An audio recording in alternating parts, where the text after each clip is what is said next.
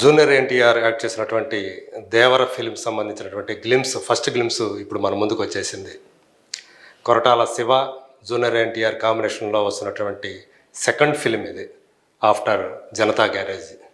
So దేవర అనే ఒక powerful title. So ఇప్పటికే అది చాలా బజ్ని క్రియేట్ చేస్తూ ఉంది.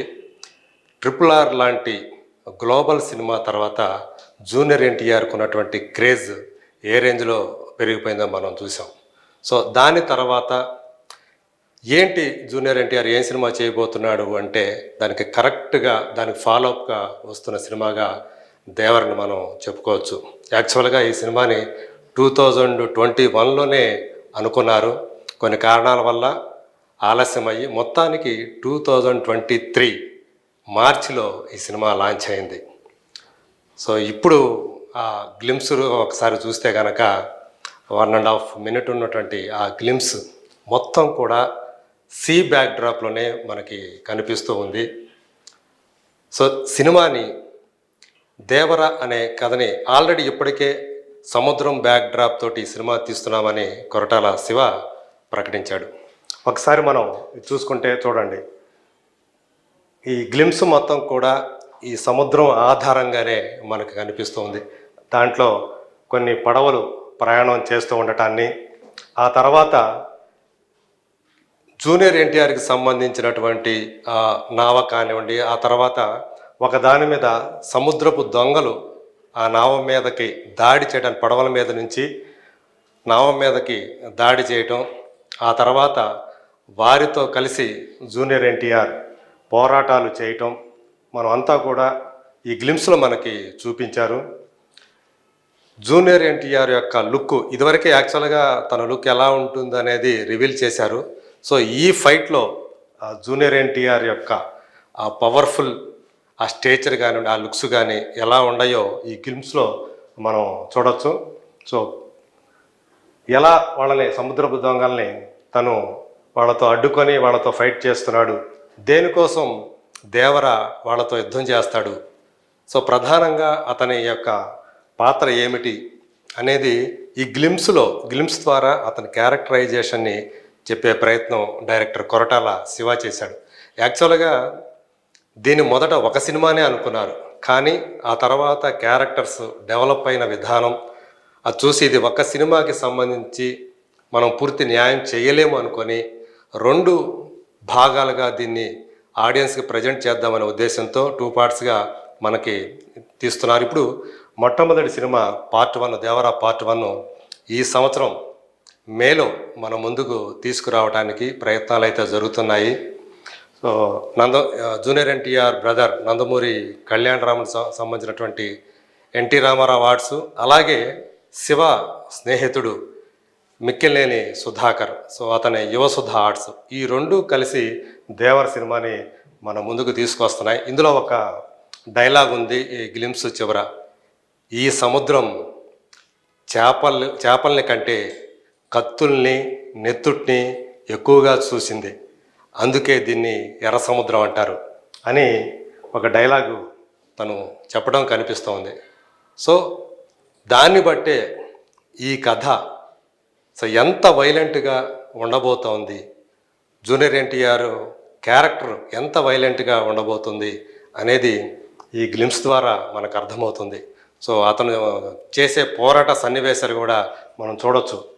సో అతను ఆ కత్తులతోటి, కొడవలతోటి, అలాగే బల్యాలతోటి జరిగే పోరాటంలో ఆ ఫైట్స్, ఆ సీన్స్ మనకి నెత్తురు పారుతూ ఉంది ఆ సముద్రంలో అంతా కూడా. సో మొత్తం ఆ నెత్తుడితోటి సముద్రమే ఎర్రబడినటువంటి సన్నివేశం మనకి గగ్గుర్పాటు కలిగిస్తూ ఉంది. సో ఈ సినిమాలో ఇంకొక ఆకర్షణీయమైనటువంటి విషయం ఏంటంటే, మొట్టమొదటిసారిగా శ్రీదేవి కుమార్తె జాన్వీ కపూర్ హీరోయిన్గా మన ముందుకి వస్తూ ఉంది. సౌత్లో ఆమె చేస్తున్నటువంటి ఫస్ట్ ఫిలిం అదే. అలాగే సైఫ్ అలీ ఖాన్, సో ఆదిపురుషులో మనం రావణాసురునిగా ఇప్పటికే చూసాం మనం తెలుగు ఆడియన్స్ని. తను ఈ సినిమాలో విలన్గా మన ముందుకు రాబోతున్నాడు. సో అట్లాగే అనిరుద్ధ్ రవిచందర్ ఇవాళ దేశంలో ఉన్నటువంటి అత్యంత గిరాకీ ఉన్నటువంటి మ్యూజిక్ డైరెక్టర్స్లో తను ఒకడు. సో అలాంటి అనిరుద్ధ్ మ్యూజిక్ ఆ బీజిఎం కూడా దీనికి ఇచ్చినటువంటి గ్లిమ్స్లో ఆ బీజిఎం కూడా టాప్ క్లాస్లో ఉంది. అట్లాగే రత్నవేలు ఈ సినిమాటోగ్రఫీ ఇది ఎక్కువగా కూడా తక్కువ లైట్లో తీసినటువంటి సినిమా, అందుకని దీనికి విఎఫ్ఎక్స్ ప్రాధాన్యం కూడా చాలా ఉంది. దాన్ని ఉపయోగించుకుంటూనే రత్నవేలు యొక్క సినిమాటోగ్రఫీ పనితనం ఇందులో మనకి కనిపిస్తూ ఉంది. ఎక్కువగా నీలం అంటే బ్లూ కలర్ ఎక్కువగా మనకి డామినేట్ చేస్తూ ఉంటుంది మీకు త్రూ అవుట్ సినిమాలో అని మనకు సమాచారం. ఆ అండర్ వాటర్ ఈ సినిమాకి సంబంధించినటువంటి హైలైట్స్లో అండర్ వాటర్ ఫైట్ సీక్వెన్స్ అనేది కూడా చాలా కీలకమైనవి. సో వాటిని కింగ్ సాల్మన్ ఇప్పటికే బాహుబలి, RRR సినిమాలకి తను ఇచ్చినటువంటి ఆ యాక్షన్ సీక్వెన్స్ ఏవైతే ఉన్నాయో అవి ఎంత బాగా జనాల్లోకి వెళ్ళాయో మనకు తెలుసు. RRR సినిమాకి నేషనల్ అవార్డు కూడా తను తీసుకున్నాడు బెస్ట్ యాక్షన్ కొరియోగ్రాఫర్గా. సో తను కూడా ఈ సినిమాకి ఈ వాటర్లో ఉన్నటువంటి యాక్షన్ సీక్వెన్స్కి తను కూడా ప్రాణం పెట్టి డిజైన్ చేశాడు. సో ఇలాంటి ఒక స్టన్నింగ్ విజువల్స్ తోటి సో ఇప్పుడు వచ్చినటువంటి గ్లిమ్స్ చాలా ఆకట్టుకుందనే చెప్పాలి. టెక్నికల్గా హై స్టాండర్డ్స్లో ఈ సినిమా ఉండబోతుంది. ఆచార్య లాంటి డిజాస్టర్ మూవీ తర్వాత తన మీద చాలా విమర్శలు వస్తున్న నేపథ్యంలో జూనియర్ ఎన్టీఆర్తో తను తీస్తున్నటువంటి ఈ దేవర సినిమాతో కొరటాల శివ తనేమిటో ప్రూవ్ చేసుకోవాలనే కసితో ఈ సినిమా తీస్తున్నాడని ఇన్సైడర్స్ చెప్తున్నమాట. సో రేపు రాబోయే రోజుల్లో మనకి ఈ సినిమాకి సంబంధించిన పాటలు కానివ్వండి, టీజర్లు కానీ, ట్రైలర్ కానీ రాబోతున్నాయి. వాటి ద్వారా మనకి మరింత సమాచారం మనకు తెలుస్తుంది. సో ఈ సినిమా కోసం అయితే జూనియర్ ఎన్టీఆర్ అభిమానులతో పాటు ఆచార్య లాంటి డిజాస్టర్ మూవీ తర్వాత తను కొరటాల శివ ఎంతో కసితో దేవర సినిమాని రూపొందిస్తున్నాడు. ఎక్కడా కూడా తొందరపడకుండా ఒక విజువల్ వండర్గా ప్రేక్షకులకి ఒక అద్భుతమైన మరో లోకాన్ని సృష్టించి చూపించాలనే ఒక ఎంతూజియాజంతో తను పనిచేస్తున్నాడు. అటు క్యాస్టింగ్ పరంగా కానీ, ఇటు క్రూ పరంగా కానీ చాలా పేరు పొందినటువంటి వాళ్ళు పనిచేస్తున్నటువంటి సినిమా ఇది. టెక్నికల్గా ఎలా ఉంటుందనేది మనం ఈ గ్లిమ్స్తోనే మనకి అర్థమైపోతుంది చిన్న శాంపుల్ తోటి. సో సినిమా అంతా దాదాపు ఇది 2 గంటల 45 నిమిషాలు ఉండొచ్చు అని చెప్పేసి ఒక అంచనా ఉంది. సో ఆ మొత్తం సినిమా ఇంకా ఏ రేంజ్లో ఉంటుందనేది మనం ఊహించుకోవాల్సిందే.